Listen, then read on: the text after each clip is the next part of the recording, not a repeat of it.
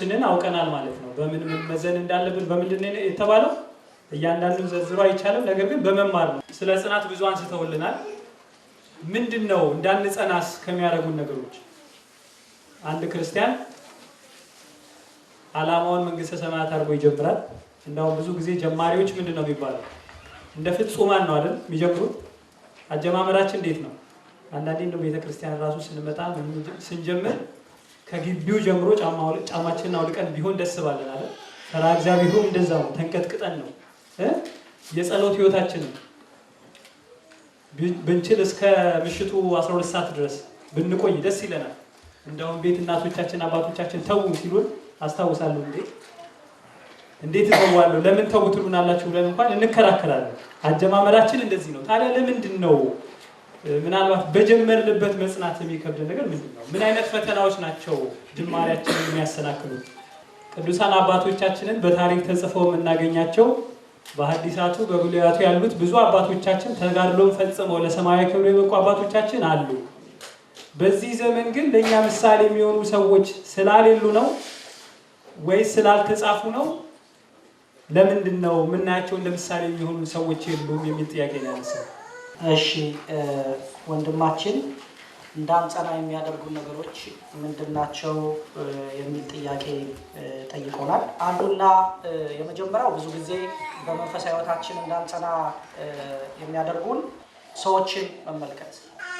የምንጠብቃቸው ሰዎች እንደጠበቅናቸው ሆነው ሳይገኙ ሲቀሩ ውስጣችን ይደፈርሳል። እንደዚህ ከሆነ የኔም የህይወት ጉዞ መጨረሻው ምንድነው? እገሌን አይቼዋለሁ እሱ እንደዚህ ሆኗል ምን ዋጋ አለው ወደሚል ድምዳሜ 4 ነጥብ ላይ እንደርሳለን። ይሄ ቅድም አንስተነዋል፣ የተሳሳተ አመለካከት ነው። ሁልጊዜ በቤተክርስቲያን ስንመላለስ የጸኑትን ማሰብ አለብን፣ የቀደሙ አባቶቻችንን ማሰብ አለብን፣ ገድላቱን እያነበብን ጽናታቸውን መውሰድ አለብን። እኛ ያየነው ሰው ከጸና መልካም እስከ መጨረሻው ድረስ እንከተላለን። ሳይጸና ደግሞ ካገኘነው እንጸልይለታለን። እኛ ግን ርትዕት የሆነች እቺን ተዋህዶ እምነታችንን ይዘን እግዚአብሔርን እየተመለከትን ጉዟችንን ሳናቋርጥ እንቀጥላለን እና እምነቱ ላይ ትኩረት ማድረግ ሃይማኖቷን ራሱ እየተከተሉ መጓዝ እንጂ በሰዎች ላይ ጥገኛ ለመሆን ተገቢ ነው። አንዱ ብዙ ጊዜ እንዳንጸና የሚያደርገን ይሄ። ሁለተኛው የእግዚአብሔርን ቸርነት ለድካማችን መጠቀሚያ ማድረግ ማለት ነው።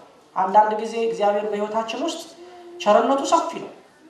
እያጠፋንም ዝም ይላል፣ ምክንያቱም እንድንመለስ ስለሚፈልግ። ብዙ ስህተቶች እየሰራን ዝም ይላል። ይሄ ቸርነቱ፣ መሐሪነቱ፣ ይቅርባይነቱ ውስጥ ተሸሽገን በቃ እሱ ምንም አያደርገኝም ግድ የለም፣ ጸሎቱንም ብተው ችግር የለም፣ ጾሙንም ብተው ችግር የለም፣ ቤተክርስቲያን ባላስቀድስ ችግር የለም፣ ንስሐ ባልገባ ችግር የለም፣ ባልቆርብ ችግር የለም፣ እየቃምኩ እንደዚህ ከሆንኩኝ በቃ ምን ያስፈልገኛል እሱ ቸርነቱ እንደው አልተለየኝም ወደሚል ድምዳሜ ይደርሳል። ይሄም ራሱ የተሳሳተ አመለካከት ነው። ልክ ነው። እግዚአብሔር ጸሎትን ትተን ቸርነቱ ከኛ ጋር ነው። ጾምን ትተን ቸርነቱ ከኛ ጋር ነው። በጣም ሰፊ ቸርነት ይቅርባይነት ስላለ ግን እማንመለስ ከሆነ ቸርነቱ ውስጥ ተደብቀን በቃ እሱ መሐሪ ነውና እንደፈለኩ ልሁን እያል እስከ መጨረሻው የምንዘልቅ ከሆነ ግን አንድ ቀን ደግሞ ፈታሂ በረት ነውና አንድ ቀን ደግሞ ፍርዱ ትመጣለች። ያን ጊዜ መቆም ሊያቅተን ይችላል። እግዚአብሔር እንደ መሐሪነቱ በምህረት ይጎበኛል። እንደ ዳኝነቱ ደግሞ ዳኛ ስለሆነ ደግሞ እውነተኛ ዳኛ ፍርዱ መፍረዱ አይቀርም። አሁን አዳምን ወርዶ እኮ ለተናገረው ቃል እግዚአብሔር ተሰቀለለት። አዳም ዕፀ በለስ አትብላ ተባለ፣ በላ። በበላ ጊዜ ይቅር ብዬሃለሁ በቃ ገነት ግባ አያስፈልግም እንደውም አልኮንንህም ማለት እኮ ይችላል እግዚአብሔር። ወዲያው መተው ይችላል የአዳምን ስህተት። በተባለው መሰረት አዳም ከገነት እንዲወጣ የተደረገው ለምንድን ነው? ያን ጊዜ ዝም ብሎ ቢያስገባው እግዚአብሔር ቃሉን አጠፈ ይባላል። ቃሉን አጠፈ፣ የተናገረውን አጠፈ፣ ዳኝነቱም ትክክል አይደለችም ሊባል። ስለዚህ አዳም እንዲኮንን ሆነ። ነገር ግን ለዛ ለተኮነነው ኩነኔ ካሳ ለመክፈል ራሱ መጥቶ ተሰቅሎ ሞቶለት ወደ ቀደመ ስፍራው መለሰ። እግዚአብሔር ፈታሂ ነው፣ ይፈርዳል። ሰዓትና ወቅቱን ጠብቆ ይፈርዳል። ስለዚህ ሰፊ ቸርነት ውስጥ ተደብቀን ጨርሶ እንደማይፈርድ አድርገን በጣም እየተዝረከረክን ከኖርን አንድ ቀን ደግሞ በህይወታችሁ ውስጥ ምን ነው ተነግሮሻል፣ ይሄን ሁሉ ነገር እየተነገረ እስከ መቼ ነው እንዲምታጠፋው?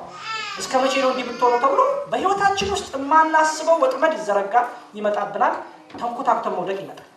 ስለዚህ ቸርነት ውስጥ ተደብቀን የምናጠፋ ሰዎች ካለ እባክህ እግዚአብሔር ሆይ በቸርነት ውስጥ ተደብቄ እስከ መቼ እኖራለሁ? ይቅር ባይነት ይዞኝ እንደዚህ እያጠፋው እንደ ልቤ እስከ መቼ እኖራለሁ? ልብ ስጠኝ፣ መልሰኝ፣ ከፍርድህ እንድድንም አድርገኝ፣ ከሞት በፊት እንድዘጋጅ አድርገኝ ብለን እንዲያጸናን ጠይቀነው ወደ ቦታችን መመለስ አለብን። ወደ ቦታችን እና አንዳንድ ሰዎች የሚዘናጉትና ከጽናታቸው ወደ ኋላ የሚሉበት አንዱ ምክንያት የእግዚአብሔርን ቸርነት ማሰብ ነው። በእውነት እንዳንጸና የሚያደርጉን ነገሮች ምንድን ናቸው? ምንድን ናቸው ስንል ከክርስትና ሕይወታችን የምንረዳቸው ነገሮች አሉ። በግላችን፣ በቤተሰባችን፣ በማህበረሰባችን በአጠቃላይ የክርስትና ሕይወትን ስንኖር እንደው ጎልተው እንዳንጸና ከሚያደርጉን እና ይበልጥ የመጀመሪያው ብዬ የማምነው የክርስትና እምነታችንን ዓላማ፣ ግቡን ወይም ትምህርቱን በጥልቀት አለማወቃችን፣ አለመገንዘባችን።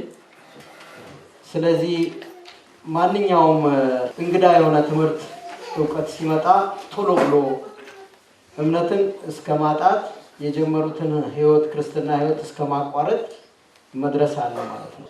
በአሁን ሰዓት የጸና ሰው የለም ወይ ወይስ ስለማይጻፍ ነው በአሁን ሰዓት ስላሉት የሚል ጥያቄ ወንድማችን ጠይቋል። ልክ ነው። አሁን በፍልስፍናው ዓለም የምናነሳቸው ታላላቅ ሰዎች አሉ። ልክ እንደዛ በቤተክርስቲያን ደግሞ ቅድም እንደጠቀስነው የቅዱሳንን ገድል ስናነሳ አሁን ላይ ሰው የለም ወይ የሚል ጥያቄ ሊፈጠር ይችላል። በቤተክርስቲያናችን አካሄድ መሰረት አንድ ሰው ታሪኩ የሚጻፈው ገድሉ የሚጻፈው ጽናቱ ይሄን ሰርቷል የሚባለው በዘመኑ ባለበት በህይወት ባለበት ዘመን አለ። ያ ከመንፈሳዊነትም አንፃር እንደዚህ ያለ ልማድ የለም። አሁን ጻድቁ አባታችን በህይወት እያሉ እሳቸው ጽፈው እንዲህ ናቸው ተብሎ ገድላቸው ታትሞ አልተበተነም። በዚያ ዘመን ካለፉ በኋላ ነው ገድላቸው የተጻፈው። እነ ጻድቁ አቡነ ሀብተ ማርያም እነ ቅድስት ክርስቶስ ሰምራ ከሄዱ በኋላ እንደዚያ ነው አካሄዱ። ካለፉ በኋላ የሚሰሩት ታምራት፣ በመቃብራቸው ላይ የሚፈጽሙት ታምራት፣ ሌሎች ብዙ ነገሮች ታይቶ እገሌ ጻድቅ ነበረ በህይወቱ ተብሎ ማለት ነው። በእኛም ዘመን በህይወት ያሉ ፍጹማን መንፈሳውያን ሰዎች አሉ። ምናልባት እኛ ከነሱ ጋር የመቀራረብ ያለመቀራረባችን በገዳማት እየዞርን እነዚህን አባቶች የማግኘት ያለማግኘታችን ጉዳይ እንጂ አሉ። እግዚአብሔር በጣም የሚቀርባቸው እዚህ ተቀምጠው መንበረ ጸባዖትን ወለል ብለው የሚታያቸው ቅዱሳን አሉ። አንድን ሰው ሲያዩት ከየት ተነስቶ የት እንደደረሰ የሚረዱ የሚያውቁ ቅዱሳን አባቶች አሉ። ለአብነት ሰው ጠፍቷል ጨርሶ እኮ ማለት አይደለም በዚህ ዘመን አሉ። ግን በአካሄድ ደረጃ የእነዚህን ቅዱሳን አባቶች ታሪክ አሁን ላይ ተጽፎ ለህዝብ ገድላቸው አይበተንም። እንዲህ ያለ አካሄድ ስለሌለ ማለት ነው። የሚገርመው የግብፅ ቤተክርስቲያን በቅርብ ያሉ ቅዱሳንን እንኳን እስከ ቅርብ ዘመን ድረስ ያሉትን ቅዱሳን ቅድስናቸውን እያረጋገጠች በሲኖዶስ ደረጃ ለህዝቡ ታሳውቃለች። አሁን ከአቡነ ሺኖዳ ከታላቁ አባት ቅዱስ ፓትርያርክ አቡነ ሺኖዳ በፊት የነበሩት አቡነ ቄርሎስ ፓትርያርኩ አቡነ ቄርሎስ በጣም መንፈሳዊ ሰው ነበሩ። እሳቸውን ካፕቲክ ቤተክርስቲያን አሁን እውቅና ሰጥታቸዋለች። ቅዱስ ነበሩ፣ ቅዱስ ናቸው ብላ ካለፉ በኋላ እውቅና ሰጥታቸዋለች። በቅርብ ያሉትም ማለት በዛ ሚዛን ካየነው እኛ ጋር ብፁዕ አባታችን እና አቡነ ጎርጎርዮስን የመሳሰለ ታላላቅ መንፈሳዊ አባቶች አሉ። ግን እነዚህ እውቅና የሚሰጣቸው በእኛ ቤተክርስቲያን አካሄድ ቆይቶ ነው። ስለዚህ ዛሬ ላይ ያሉትን ደግሞ እኛ አይደለም የምናያቸው፣ የእኛ ልጆች ናቸው የሚያዩዋቸው። በቤተክርስቲያን አካሄድ ሰው በህይወት ዘመኑ እያለ እገሌ ቅዱስ ነው ገድል ተጽፎለታል ተብሎ አይባልምና ያ አካሄድ ስላለ እንጂ ጠፍቷል ጨርሶ ማለት አይደለም። እግዚአብሔር ያስነሳቸው ጥቂት ሰዎች አሉ። አሁን ካሉ ከሚያገለግሉትም አባቶች በእኛ ቤተክርስቲያን ትውፊት መንፈስ ቅዱስ አድሮብኛል፣ ለዚህ ነው በጣም ሞቆኛል ዛሬ የሚባል ነገር የለም። እኛ ጋር በጣም ትህትና ነው የምታዩት፣ እንዳትታለሉ። አንዳንድ ሰው በጣም መንፈሳዊ ሆኖ ቀርበው ቅድም መላከ ጽዮን ብሎታል፣ ስታናግሩ በጸሎት አትርሱኝ ስትሉት ገዳማትም ሄዳችሁ አባቶች እኔ ውሻ ነኝ፣ እኔ አሁን ምን ሰው ነኝና መጀመሪያ እኔ ኃጢአተኛ፣ አሁን እኔ ለአንተ የምጸልየው ማን ሆኜ ነው ይላቸዋል። እንዲህ ሲለን የቤተ ክርስቲያኒቱ አካሄድ ካልገባን፣ ይሄ የመጣው ትውፊት ካልገባን አይ እውነትም እኚህ በቃ ትንሽ ገና ናቸው ማለት ነው፣ በጣም ኃጢአተኛ ናቸው ማለት ነው ብለን ልንሄድ እንችላለን። አንዳንድ ካህናት ትሁት ሲሆኑ እንኳን የማንረዳበት መንፈሳዊውን አካሄድ የቤተክርስቲያኒቱን አካሄድ ስለማይገባን ዝቅ ሲሉ ስናይ አይ ገና ናቸው ምንልበት ጊዜ አለ። ይሄ የአካሄድ ጉዳይ ሆኖ እንጂ መንፈሳዊ ሰዎች በየቦታው አሉ። ዝቅ አድርገው ነው የምታገኟቸው። ራሳቸውን ሲገባችሁ በደንብ ትረዷቸዋል። ክርስትና ምድራዊ ሳይሆን ሰማያዊ ነው። ጊዜያዊ ሳይሆን ዘላለማዊ ነው። ይህንን ዓላማ ግብ የተረዳ ሰው በዚህ በዓለሙ የገጠመውን ችግር ሊያሰናክለው አይችልም። የመጨረሻው ሶስተኛው ነጥብ ማንሳት የምፈልገው ብዙ ጊዜ ፈተና የሚሆነው ለጽናት የሰውና የእግዚአብሔር ፍላጎት የተለያየ መሆኑ እኛ የምንለምነው ብዙ ጊዜ የሚጎዳንንም ሊሆን ይችላል። ምክንያቱም ስጋዊ አይናችን አእምሯችን በጣም ውሱን ነገር ነው። እግዚአብሔር ግን ሁሉን የሚያውቅ አምላክ ነው። በወጣትነት እድሜያችን ወይም ደግሞ አንድ ጉዳይ ስንጀምረው ለኛ ይመስላል ብለን እንዲሆን የምንፈልገው እንዳሰብነው እኛ የምንፈልገውን የምናገኝበት ላይሆን ይችላል። የእግዚአብሔርን ፈቃድ መምረጥ ይኖርብናል ማለት ነው። እምነታችን፣ ጽናታችን አንተ ያልከው ይሁን ማለት መቻል ይኖርብናል ማለት ነው። በዚሁ እንዲያጠቃልሉልን እድል እሰጣለሁኝ። በተለይ አሁን በዚህ ዘመን ምናልባት ፈተና ራሱ በየዘመኑ የሚለያይ ነው ወይ? ብዙ ጊዜ ባለንበት ዘመን ባለንበት ሀገር የምናሳበባቸው ፈተናዎች አሉ። ምናልባት ሀገሩ ሁኔታው የሚያመጣው ነገር ዘመኑ የሚያመጣቸው ነገሮች ይኖራሉና ከዚህ አንጻርስ እንዴት ነው ፈተናን የሚታየው የሚል ጥያቄ ማንሳት ፈልጋለሁ። በተለይ ግን አሁን ከዘመኑ አንጻር ስል ቴክኖሎጂውንም መንገዶቹ የፈተና መንገዶቹ ሊለያዩ ይችላሉና እነዚህንስ እንዴት ነው የምታያቸው? እንደውም ጾምን በጣም ኢንካሬጅ የሚደረግበት ሀገር ቢኖር አሜሪካ ነው። ሰው ብዙ ጊዜ አይታችሁ እንደሆነ ከኢትዮጵያ እንደመጣ የመጀመሪያ ነገር በጣም የሚገርመው እዚህ ሀገር ምግብ ርካሽ መሆኑ ነው። 1 ዓመት 2 ዓመት የመጀመሪያውን ዌይት ጌን ለማድረግ ነው፣ ዩልድ ለማድረግ ነው ሰው። ከዛ ከ4 ከ5 ዓመት በኋላ ግን ቴሌቪዥን ላይ ማስታወቂያ ውስጥ ያላችሁ የሚበዛው ማስታወቂያ ጌን ነው ወይስ ሉዝ ነው? ሉዝ ነው። ስለ ዌይት ሉዝ መወራት ይችላል። በጣም እንዴት ነው ሰውነት የምቀንሰው? ቬጂቴሪያን ብቻ ልብላ፣ እንደዚህ ላድርግ። እንደውም ጭራሽ ትተውት እኮ ቬጂቴሪያን ሲሆኑ ብዙ ሰዎች ያሉበት ሀገር ነው። ከስጋው ምን ይጠቅመናል ለጤንነት ለሰውነት ቬጂቴሪያን ይሻላል ብለው ደምድመው የሚኖሩ ሰዎች ያሉበት ሀገር። ስለዚህ ለጤና እንኳን ተብላ አሜሪካ ሞር ፕሮሞት የምታደርገው እዚህ ሀገር ኢንካሬጅ የምታደርጉ ሰዎች በጣም እንዲሰሩበት የምትነግረው። አንድ ሰው እኮ የስጋ ፍላጎቱን መተው የሚታወቀው እያለለት ሲተው ሳይኖርማ ሲተው እሱ እኮ በጣም ያው የተለመደ ነው። አሁን ልብላም ቢል የለውም እኮ ያ ሰው እንደውም የበለጠ ተቃርቦለት። አሁን በቅዱሳን ገድል ውስጥ እኮ ስለ ቅዱስ ጊዮርጊስ ሲነገር በጣም የሚገርመው እኮ ያ ሁሉ ሀብት ተሰጥቶት አልፈልግም፣ ጻድቋ አቡነ ተክለ ሃይማኖት አልፈልግም፣ በቃ በቅዱሳን ገብረ ክርስቶስ በልና እንዳር ሀብቱ ረስ አልፈልግም፣ ተሰጥቶት ሲተው ነው ሰው የበለጠ ለዛ ነገር ዓላማውን ሰውቷል የሚባል። ባህታዊው የጌታችን መድኃኒታችን ኢየሱስ ክርስቶስ ስቅለት ፊት ቆመው ይሰግዳሉ፣ ላባቸው ወዛቸው ሁሉ ይፈሳል እጅ እስኪወጣቸው።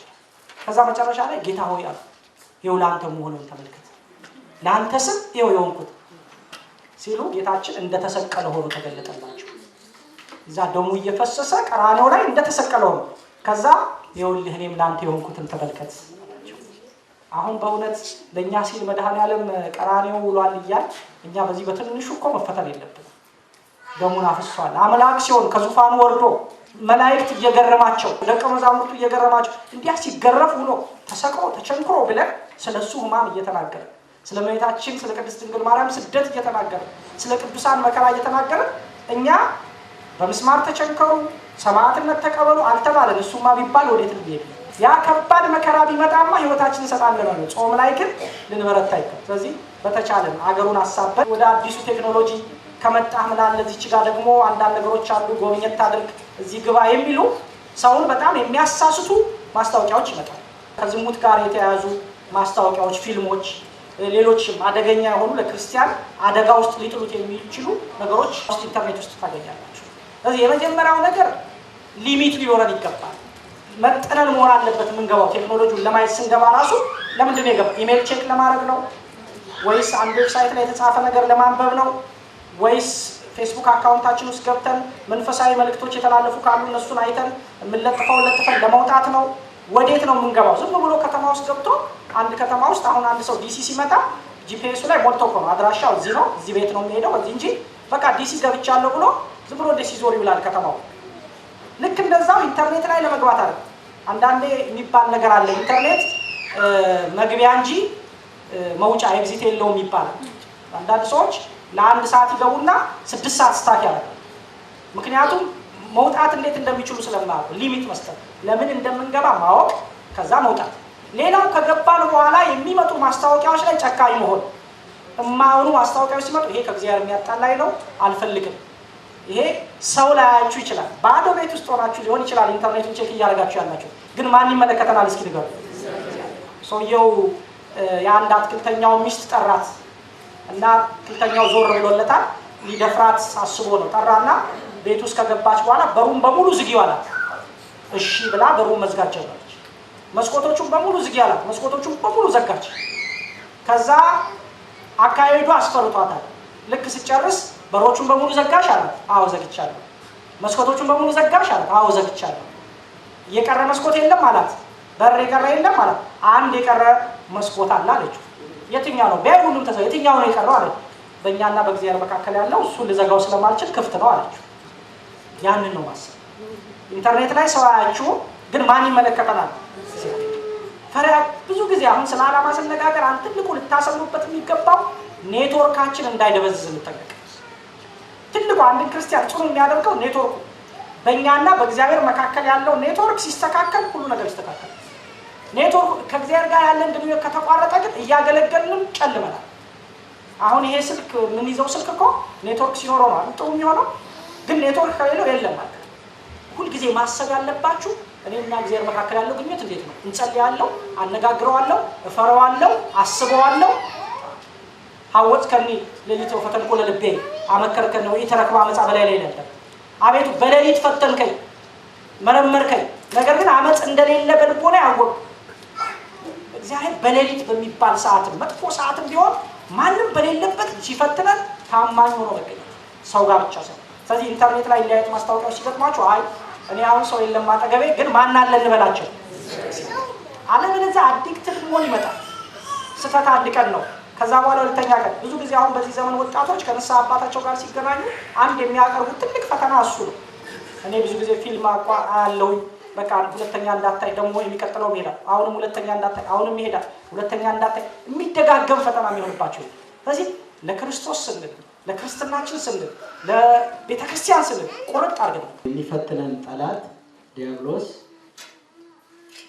በዘመን ወይም በቦታ እየተቀያየረ አይደለም።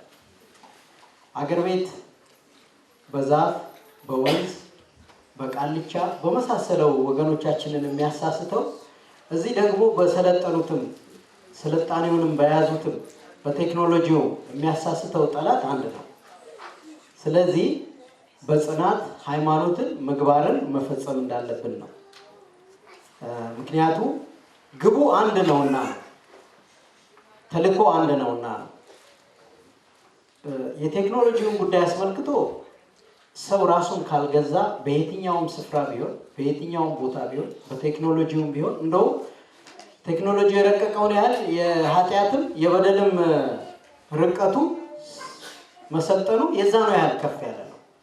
ስለዚህ በሃይማኖት ጽናት ለመጓዝ በእውነቱ የቴክኖሎጂን ውጤት ይልቁንም ቀይሮ ግን በሃይማኖት ጽናት መጠቀሚያ ማድረግ ይቻላል።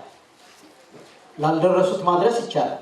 ኢንተርኔት በጣም አደገኛ የሚሆነው አጠቃቀሙን ካላወቅ አጠቃቀሙን ካወቅን ችግር የለው። እንደውም ጥሩ ቴክኖሎጂ በዚህ ዘመን እዚህ ተቀምጣቸው ኢትዮጵያ ውስጥ ያለን ሰው ሰላም ማለት መልእክት መላላክ ፎቶግራፍ ይገርማል። ኢትዮጵያ ውስጥ ስላለ ዘመዳችሁ በደንብ ማወቅ ጥሩ ነው ቴክኖሎጂ። አጠቃቀሙን ካላወቅን ግን አደጋ። የመጨረሻው ከዚህ ከአሜሪካ ጋር በተያያዘ ይሄ ያለመርካት ችግር አሁን ብዙ ጊዜ የሚታየው ያለመርካት በኑሮ በገንዘብ አለመርካት። ብዙ ገንዘብ ፈልገን ስለመጣን እናገኛለን ግን አንረካም። ሴትዮዋ እግዚአብሔርን እድሜ ስጠኝ አለችው ይባላል። ከዛ ስንት ዓመት ልስጥሽ? 60 ዓመት ልስጥሽ አላት። አይ እቺማ ምን አላት? እሺ 70 ላድርገው? ምን አላት? 80 ላድርግልሽ? አሁን ምን አላት? 100 ይሁንልሽ? እቺስ ምን አላት? እና ምንድነው የምትፈልጊው አላት። አይ እንደው እኔንስ ብትረሳኝ ይሻላል። ብትረሳኝ። አንዳንድ ጊዜ በህይወታችን ውስጥ መጀመሪያ የጠየቅነውን ኢትዮጵያ ውስጥ ሆነ እንዳትረሱ።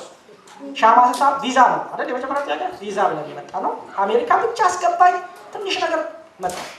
ከመጣን በኋላ ስንጨምር ትንሽ 1 5 ዓመት 6 ዓመት ከሞላ በኋላ ነገሮች መኪናው ቤት ሁሉ ይሟላና ቁጭ ብለን ሃሊውድ አክተሮች የሚኖሩትን ኑሮ ደግሞ ማየት እንጀምራለን። ይኸው እንዲህ ያለ ኑሮ ነው ሰው የሚኖረው። አሁን እኛ እኮ አሟሟቂ ነን እንጂ አሁን ኖርን ይባላል ማለት እንጀምራለን። ክርስቲያን መርካት አለበት። ጤና ከሰጠን ትልቅ ነገር ነው። አሁን እዚህ የምትለፉት መኪና ገዛል፣ ይሄን አደርጋለሁ፣ ከዛ በኋላ ረፍ ብዬ ገነት ነው በቃ።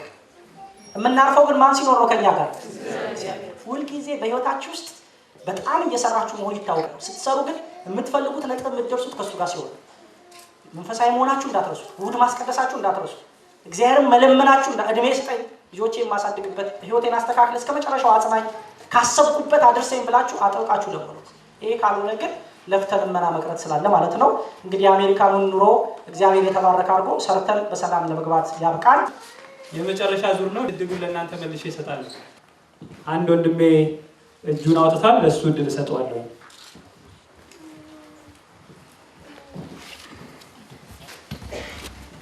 እድሉ ስለተሰጠኝ አመሰግናለሁ።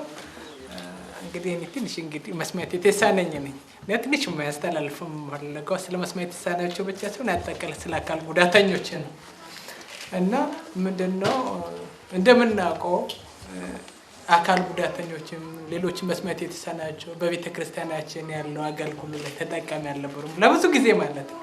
ይሄ ደግሞ ምንድነው ባለው የምልክት ቋንቋ አስተርጓሚ ጥረት ቤተ ክርስቲያናችን ለአካል ጉዳተኞች ምቹ አለማድረግ ደረጃዎች ዊልቸር የሚጠቀሙት ወደ ቤተ ክርስቲያን እንዳይመጡ የሚያደርግ እንቅፋቶች ሲፈጠሩ እንደገና በህብረተሰብ ውስጥ ያሉ የተሳሳቱ አመለካከቶች ከንፈር መምጠጥ ያሉትን የነሱ ፖቴንሻል ከማየት ይልቅ ያሉትን መሰናክሎች በማየት አንዳንድ ጊዜ የተሳሳተ አመለካከት ስናሳይ ይታያል እና በዚህ ምክንያት ብዙዎቹ ወደ ቤተ ክርስቲያን ከመምጣት ይልቅ ከቤተ ክርስቲያን መገለል ያሳያሉ።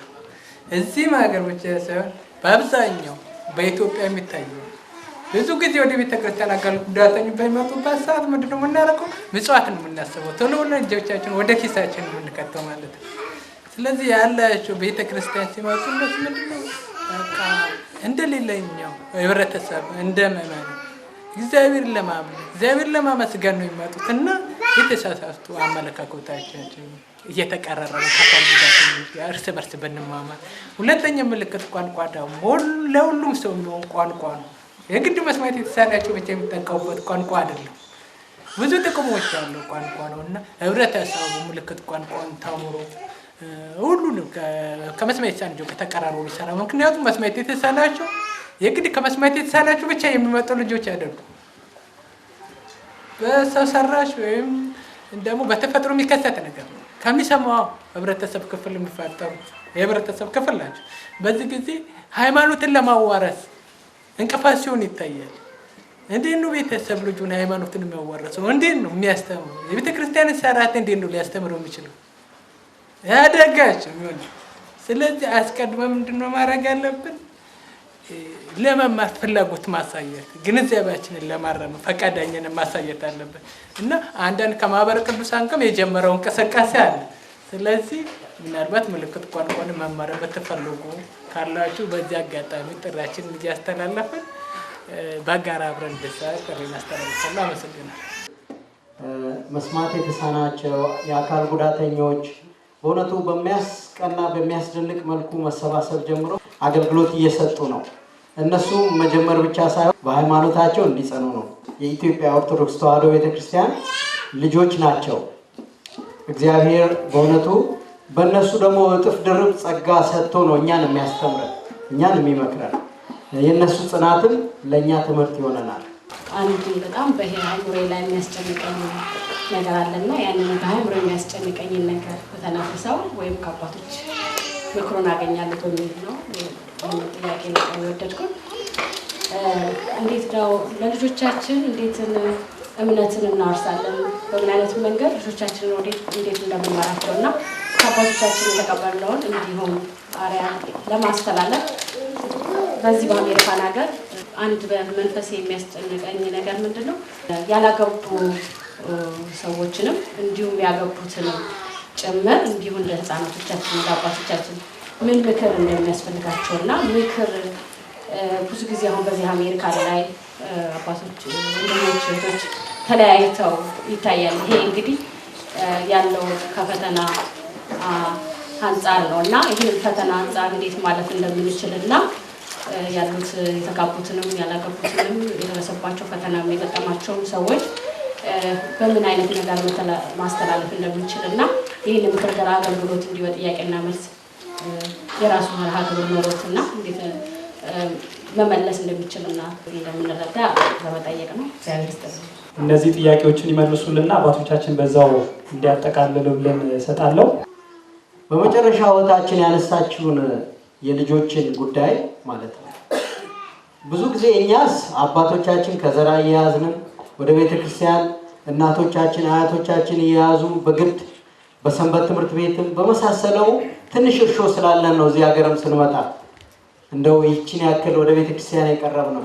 እነዚህ እዚህ የወለድናቸው ልጆች ቋንቋውን እኛ በደንብ አውቀን አላስተማርናቸው ወይም ደግሞ በሚገባ በእንግሊዝኛውን ቋንቋ በሚችሉት እያስተማርናቸው አይደለም እና ይህ ሁሉ ለፍቼ ደክሜ ልጄ ላጣው ነው ወይ እንዲድን ካላደረግኩት ይህን ሁሉ ብሰበስብ ምን ዋጋ አለው? ምን ትርጉም አለው? ሁሉንም የሚያስጨንቅ የሚያሳስብ ነው። ቤተ ክርስቲያንም በእውነት በዚህ በኩል በሁሉም አጥቢያ ቤተ ክርስቲያናት ስትሄዱ ሁሉንም የሚያስጨንቅ ትኩሳት ያለው የዘመኑ አብይ ጉዳይ ነው ብዬ ነው ማለት። ስለዚህ እንደ ማህበረ ቅዱሳን ደግሞ እንደ ቤተ ክርስቲያን በዚህ በሰሜን አሜሪካ የዚህ የህፃናት የልጆችን የወጣቶችን ጉዳይ በጣም ትልቅ ለውጥ ያመጡ የብፁዕ አቡነ ጎርጎርዮስ ካህን ህይወት በህፃናት ላይ ያላቸውን ስራ ህያው ሆኖ እንዲቀጥል በማድረግ በእሳቸው ስም የተሰየመ በማህበሩ ህፃናትን ስርዓተ ትምህርት ተዘጋጅቶ ባሉበት አጥቢያ ቤተ ክርስቲያን እንዲማሩ ምናልባት በቤተ ክርስቲያን ደረጃ እንኳን የተለያየንበትን አሁን እኛ ተለቅ ያለ ነው ሃይማኖቱንም በመግባር አድርገን ወደ አንድነት ለማምጣት የምንቸገርበትን ህፃናቱ ላይ ብንሰራ ህፃናቱ ምናልባት ዘመን እየፈጠነ ስለሚሄድ አንድነቱንም ሊያመጡ ይችላሉና እንግዲህ የህፃናት ትምህርት ትኩረት ተሰጥቶት በተለያየ መልኩ ወላጆች ድርሻቸውን እንዲወጡ፣ መምህራን ድርሻቸውን እንዲወጡ፣ ቤተክርስቲያን ድርሻዋን እንድትወጣ ቤተክርስቲያን ሲታሰብ ህፃናት ሁሉ የሚማሩበትን በቅድሚያ ማሰብ እንደሚገባ በማሰብ ይህንን በስልጠና መልክ የተዘጋጁ ሰነዶች ምናልባትም ወደፊት እቤታቸው ሆነው በቴክኖሎጂው በድህረ ገጽ እንደ ክፍል ተመቻችቶላቸው ስርዓተ ትምህርቱ ተሰናድቶላቸው ወላጆችም ቤተክርስቲያንም መምህራንም ከቤታቸው እንደ ሆምወርክ እየወሰዱ የሚማሩበት የአማርኛውን ቋንቋ ስነ ጽሁፉን ፊደሉን ባህላቸውን እንዲማሩ የሚደረግበትን ለማድረግ ዝግጅት አለ። እንግዲህ ሁላችንም ልንረባረብበት ይገባል፣ ልንሳተፍበት ይገባል። የመጨረሻው የተነሳው ያገቡ አሉ ያላገቡ አሉ በክርስትናው ህይወት ውስጥ በሚገባ የምናየው አንዱ ትልቁ በጉዟችን የሚመክረን ያስፈልገናል። የቀደሙት አባቶቻችን መምህረ ንስሐችን ከነፍስ አባታችን በሃይማኖታችን እንድንጸና ጥሩ ስርዓት አድርገውልናል። በዚህ በዘመኑም ያሉት እንደውም ከስነ ልቡና አንጻር እንዲሁም ደግሞ ሳይካትሪስቶች ተብለው በዘመኑ የሰለጠኑ ሰዎች ህሊናቸው ለተጨነቀ ጉዳት ለደረሰባቸው ምክር ይሰጣሉ። በእኛ ቤተክርስቲያን ምልዕት ናት፣ ግን እኛ አለመፈጸማችን ንስሐ አባት እንዴት እንደሚያዝ እንኳን አናውቀው። ንስሐ አባት ይዘንም ደግሞ የሚሰጠንን ኃላፊነት በመወጣት በኩል በተግባር እየወሰን ያለን በጣም ጥቂቶች ነን። እንደ ምሳሌ ነው የምላችሁ በዚህ በሰሜን አሜሪካ ማዕከል በእውነቱ በዘንድሮ ዓመት በተለይ ሊቀ ሕሩያን ከፈለኝን መልአከ አርያም ቀሲስ ብርሃኑ በማህበሩ ጽሕፈት ቤት እንደ ናሙና በሳምንት አንድ ቀን ጊዜ ወስደው ስልክ አድራሻቸው ተሰጥቷቸው ይሄ የአቡነ ጎርጎርዮስ የምክር አገልግሎት እያንዳንዱ ሰው የቸገረውን ምክር የሚያስፈልገውን ጊዜ ሰጥተው ሙሉ ስራ እየሰሩ ነው ያሉት። ፍሬም ውጤትም እያመጣ ነው። ከኛ አልፎ እምነታቸው የሌሎች የሆኑ ሰዎች እንኳን መጥተው በእምነት ሀብተ ወልድና ስመ ክርስትና እንዲያገኙ ሆነዋል። ይሄ ብሩህ ተስፋን የሚያሰጥ ነው። በሌሎችም ስቴቶች ያሉ አባቶች አንዱ ዘንድ በአሁኑ ጉባኤ ስንመክርበት የነበረው ይሄ ነው። ስለዚህ ይሄ ጭንቀት ይሄ ችግር ምናልባት መፍትሄ ያገኛል። በእውነት በጽናት ይሄ የመማማራችንን ይሄን አገልግሎታችንን እንድናጠናክረው እንድንበረታ ነው። ስለ ሁሉም ነገር እግዚአብሔር ስሙ የተመሰገነ ይሁን። አጀንዳችንን በዚሁ እናጠቃልላለን። ያስተማረን የመከረን የገሰጸን እግዚአብሔር አምላካችን ስሙ የተመሰገነ ነው። አምላካችን ለአባቶቻችንም ረጅም ዕድሜ ይስጥልን፣ ቃለ ሕይወትን ያሰማልን።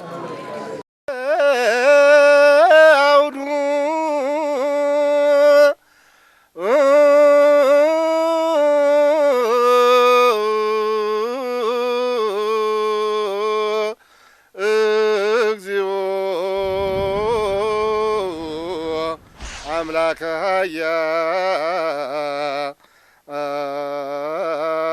ኃያላን መኑ ከማ